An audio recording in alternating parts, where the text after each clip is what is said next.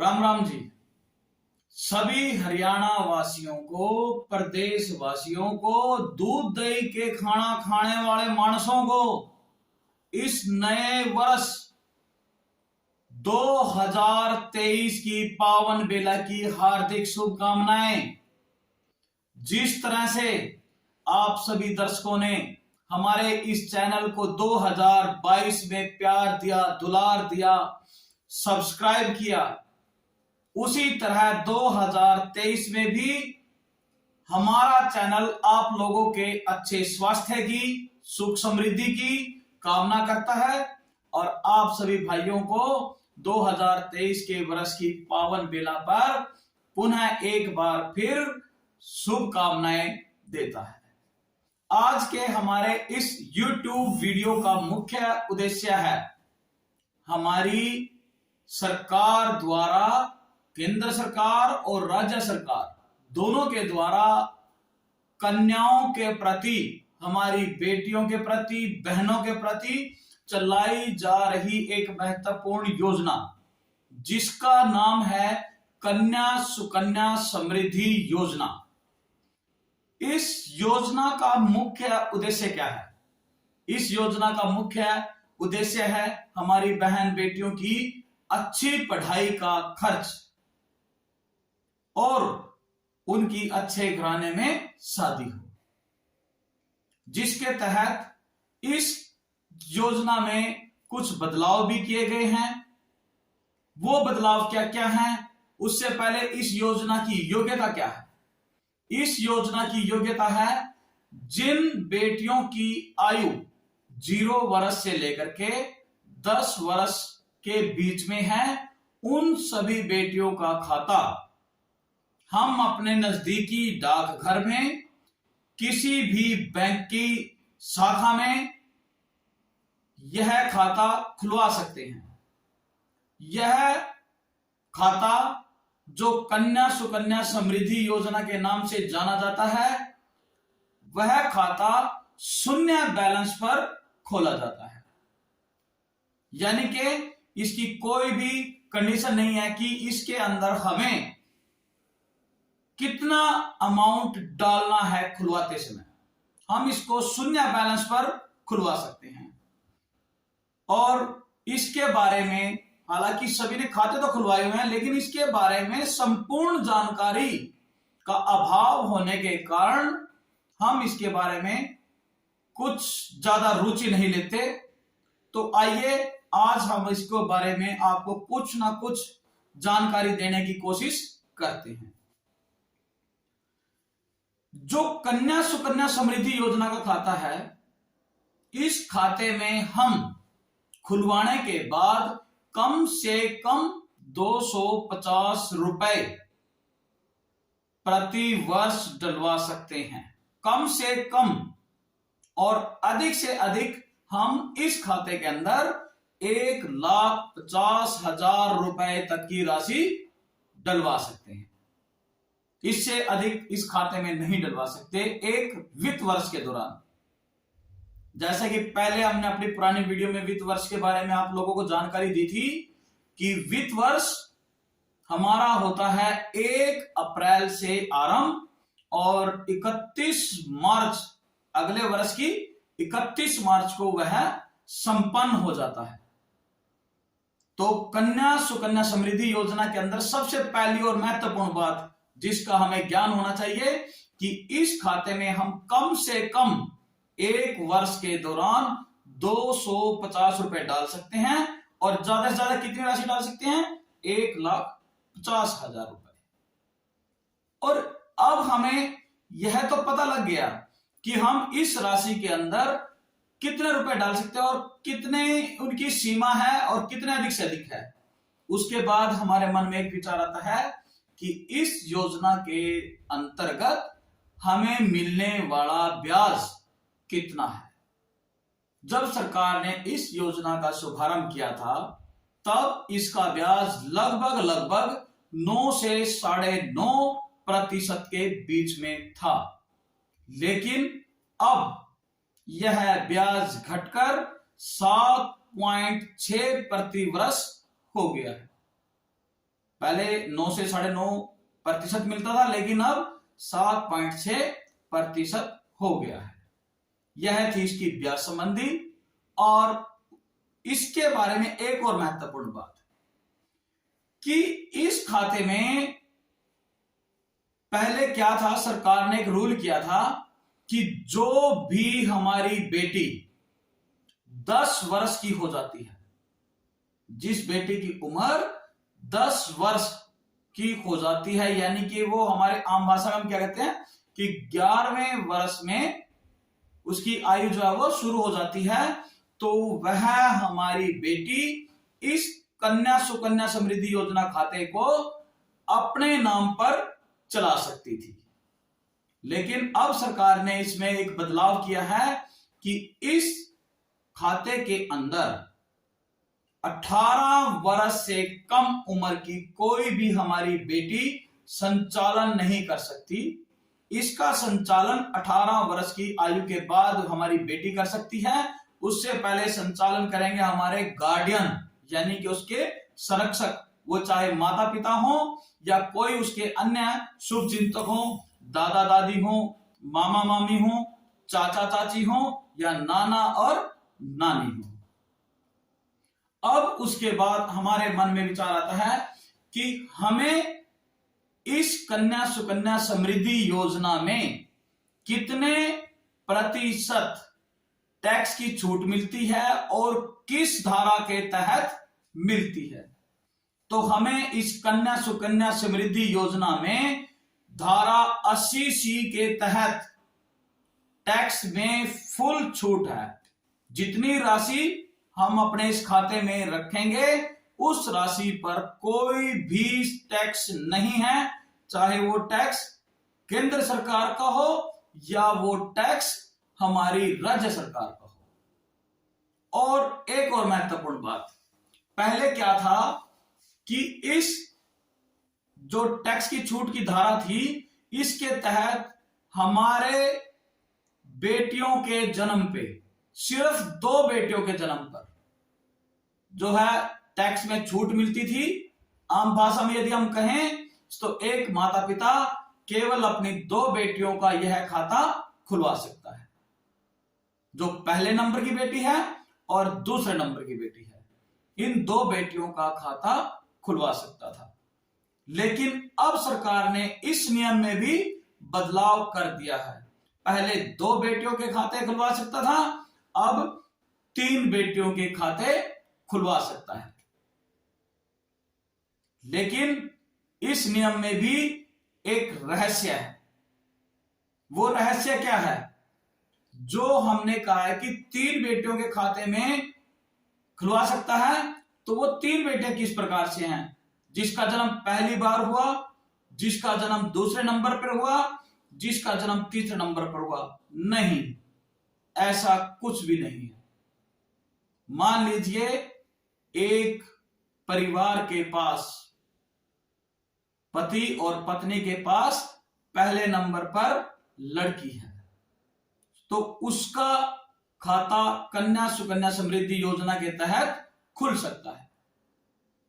फिर दूसरे नंबर पर यदि उस दंपति को जुड़वा बच्चे हों और वो जुड़वा दोनों बच्चे ही हमारी बेटियां हो, यानी कि जो बच्चा दूसरे नंबर पर जन्म ले रहे हैं और यदि वो दोनों ही ट्विंस हो, जुड़वा हो, तो उन दोनों बेटियों का भी कन्या सुकन्या समृद्धि योजना खाता खुल सकता है।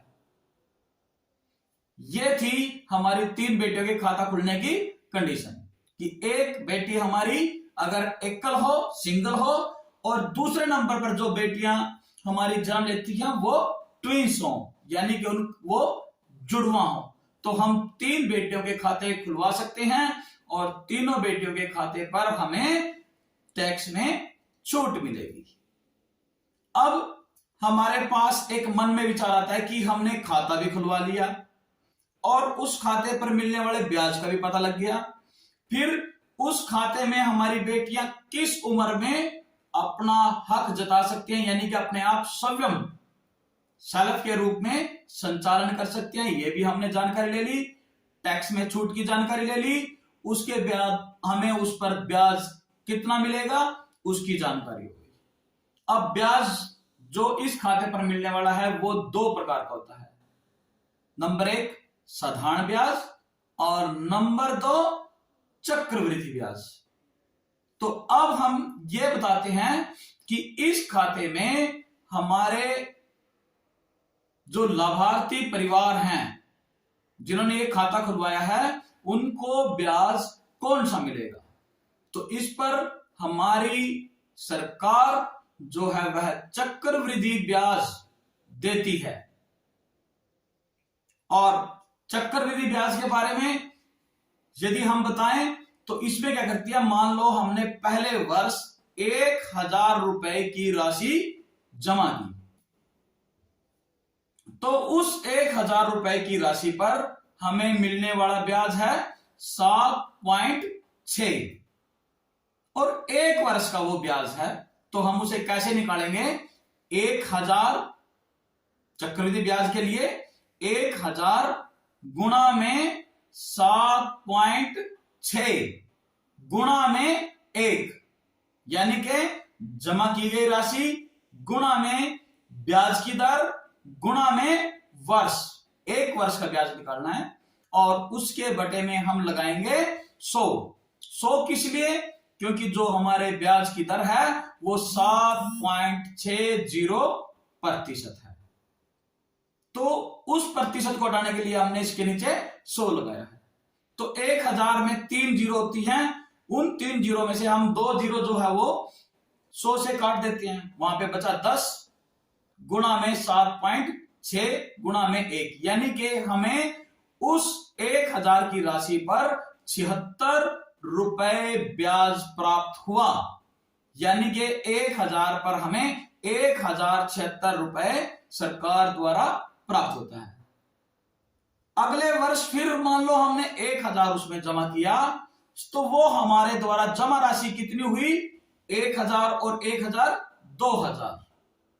तो हम सोचते क्या है कि हमें जो मिलने वाला ब्याज है वो 2000 पे मिलेगा, नहीं, वो ब्याज मिलेगा हमें 2076 रुपए पर, 76 रुपए जो पहले वर्ष का ब्याज था। और फिर उसके बाद उस पर ब्याज लगेगा जो 7.6 का, तो वो हमारा 2 साल का ब्याज जो वो चक्रवृद्धि हो जाएगा। चक्रवृद्धि कैसे हो जाएगा, अब ये कहना है कि 1 साल का हमें ब्याज 76 रुपए मिला, तो 2 साल का ब्याज हमारा कितना हो गया 152 रुपए, नहीं, उस पे 76, और जो 76 का भी ब्याज है चाहे वो 1 रुपए अधिक हो, 2 रुपए अधिक हो या 10 रुपए अधिक हो, वो ब्याज मिलाकर हमें चक्रवृद्धि ब्याज मिलेगा। यानी कि ब्याज के ऊपर ब्याज, जो ब्याज की राशि बनी उसका भी हमें ब्याज मिलेगा। अब उसके बाद हमें यह पता करना है कि मान लो हमने अपने खाते में 1 वर्ष में 1000 रुपए जमा कर दिया और अगले वर्ष हम उस खाते में कोई भी राशि जमा नहीं कर पाए और तीसरे वर्ष भी उसमें कोई राशि जमा नहीं कर पाए, तो क्या वो हमारा खाता बंद हो जाएगा, या उस खाते का हम संचालन करेंगे तो हमारा उस पर कोई जो है पेनल्टी लगेगी, जुर्माना लगेगा। तो अब इसके बारे में जानकारी देते हैं। यदि हमने कन्या सुकन्या समृद्धि योजना में 1 वर्ष राशि जमा कर दी 1000 रुपए और अगले वर्ष नहीं की, तो हमें 1000 प्लस उस पे मिलने वाला ब्याज हमारा कितना है 76 रुपए, 7.6% की दर से। तो अगले वर्ष मान लो हम उसमें जमा नहीं कर पाए, तो हरियाणा सरकार या केंद्र सरकार जो भी अपना अंश देती है वो इस खाते में ब्याज 1076 पे लगाकर देगी। यानी कि 1076 गुणा में 7.6 गुणा में 1 बटे में 100।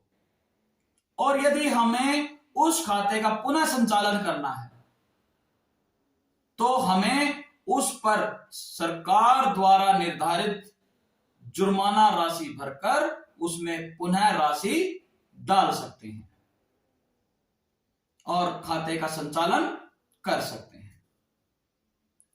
यह थी हमारी खाता संबंधी डिफॉल्ट और ये बंद करने की, टैक्स की, और कितने रुपए हम इसमें जमा कर सकते हैं, हमारी बेटियों का स्वामित्व इस खाते पर कब होगा, ये बारे में जानकारी। अब आइए हम जानते हैं कि हमने खाता भी खोल दिया, उस पर ब्याज की भी जानकारी ले ली, टैक्स की भी जानकारी ले ली, और यदि हम इस खाते को बंद करना चाहें तो उसके लिए क्या क्या मापदंड या मानदंड दिए गए हैं। तो खाता बंद कराने की दशा होती है सिर्फ 4। यह नहीं कि हम अपनी मर्जी से खाते को बंद करवा दें, उसको नहीं, 4 दशाएं होती हैं। जैसे नंबर 1, यदि दुर्भाग्यवश हमारी उस बेटी की मृत्यु हो जाती है जिसका हमने कन्या सुकन्या समृद्धि खाता खोला है, तो वो खाता बंद हो जाता है और जितनी राशि उस खाते में हमने जमा की थी वो राशि हमें विद ब्याज वापस मिल जाती है। लेकिन वो ब्याज जो है वो ब्याज हमें 7.64% की दर से नहीं मिलेगा। वो ब्याज हमें उस डाकघर में या बैंक में खोले गए खाते पर जो वहां पर निर्धारित ब्याज दर है, चाहे वो ब्याज दर 4% हो, 5% हो या 3% हो, उस ब्याज दर के हिसाब से हमें वापस मिलेगा। क्योंकि सरकार यदि उस खाते पर 7.6% की ब्याज दे रही है तो वो हमारी बेटियों की पढ़ाई के खर्च के लिए और उनकी शादी के लिए देती है। नंबर 2, नंबर 1 तो यदि बेनिफिशियरी की डेथ हो जाती है। नंबर 2, यदि कोई दंपत्ति एक स्थान को छोड़कर दूसरे स्थान पर जा रहा हो। मान लीजिए कोई दंपत्ति गांव के अंदर है और गांव को छोड़कर वह दंपत्ति किसी अन्य शहर में जा रहा हो, उस दशा में भी वह उस खाते को बंद करवा सकता है। लेकिन उस खाते में भी ब्याज दर साधारण खाते वाली ब्याज पर ही मिलेगा। पहले में बेनिफिशियरी डेथ, दूसरे में निवास परिवर्तन पर, यानी कि एड्रेस चेंज होने की दशा में। उसके बाद जो हमारा तीसरा है, यदि हमारी बेटी किसी गंभीर बीमारी से पीड़ित हो, तब भी हम उस खाते को बंद करवा सकते हैं। नंबर 4, यदि गार्डियन यानी कि उसके संरक्षक के अंदर कौन कौन आते हैं? माता पिता, भाई बहन, चाचा चाची, नाना नानी, मामा मामी, बुआ फूफा या अन्य कोई उसका पड़ोसी, उसका हित चाहने वाला, उन संरक्षक में से उसके हित चाहने वाले की मृत्यु हो जाए और कोई अन्य व्यक्ति इस खाते का संचालन ना करता हो, तो इस दशा में भी हम इस खाते को बंद करवा सकते हैं। यह थी हमारी कन्या सुकन्या समृद्धि योजना के खाता बंद करने। अब आइए हम आपको इस खाते की मोटी मोटी कुछ जानकारी देते हैं। इस खाते में एक वर्ष में कम से कम 250 रुपए जमा करवाने होते हैं।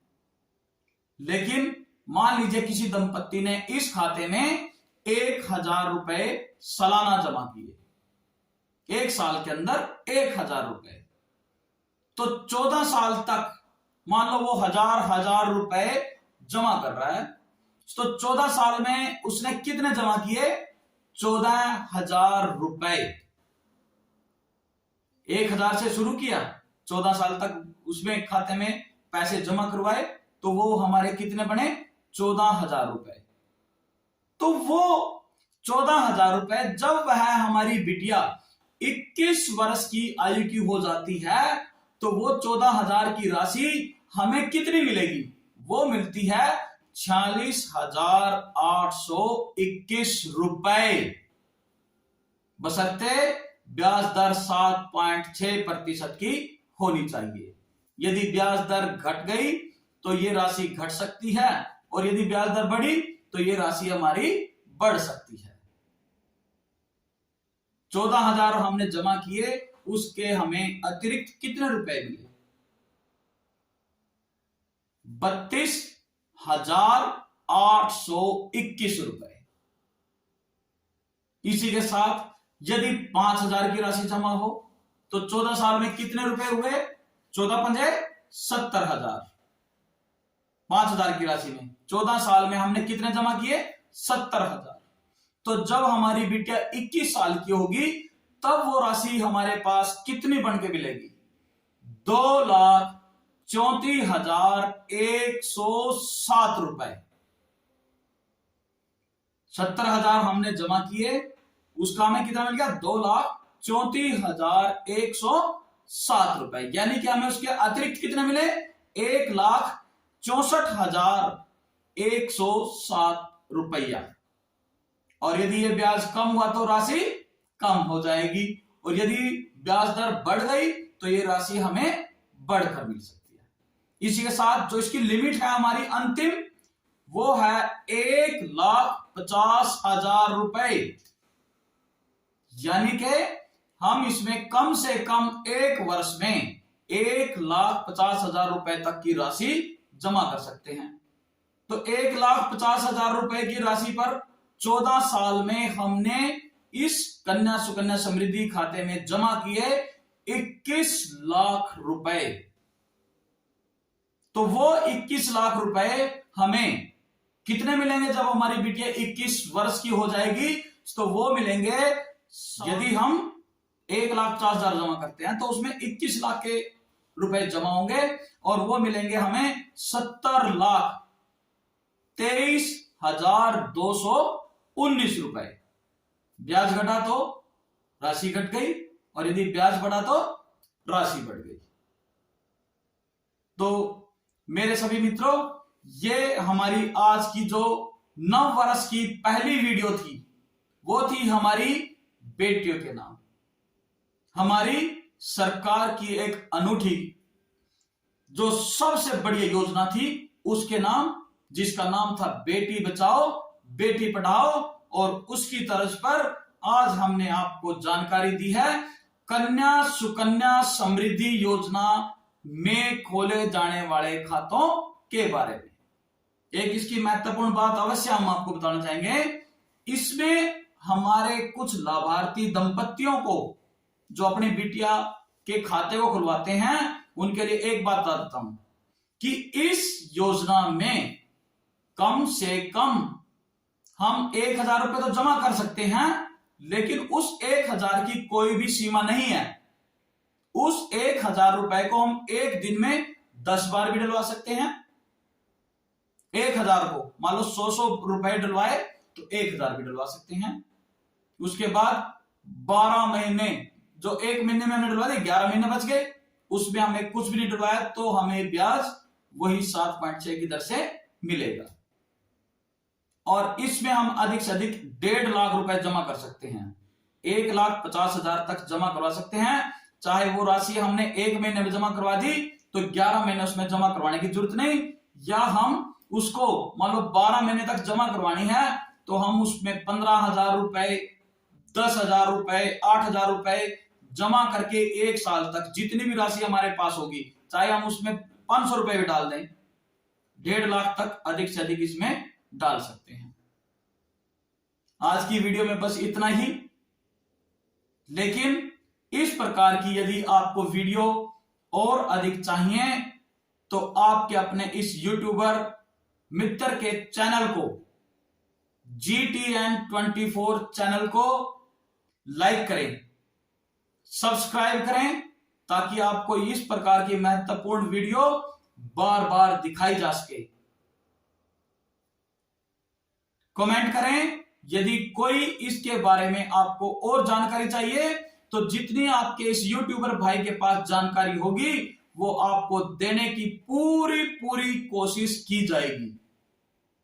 एक बार फिर आप सभी को नव वर्ष 2023 की हार्दिक शुभकामनाएं। और आज की इस खास सबसे ही महत्वपूर्ण जो हमने आपको योजना बताई है, कन्या सुकन्या समृद्धि योजना, इस योजना को अधिक से अधिक बच्चों के लाभ के लिए प्रयोग करें। इसमें एंट्री की जो हमारी एज सीमा 0 से लेकर के 10 वर्ष तक है। एक बार फिर मेरे इस चैनल को लाइक करें, सब्सक्राइब करें और कमेंट करें। धन्यवाद। जय हिंद।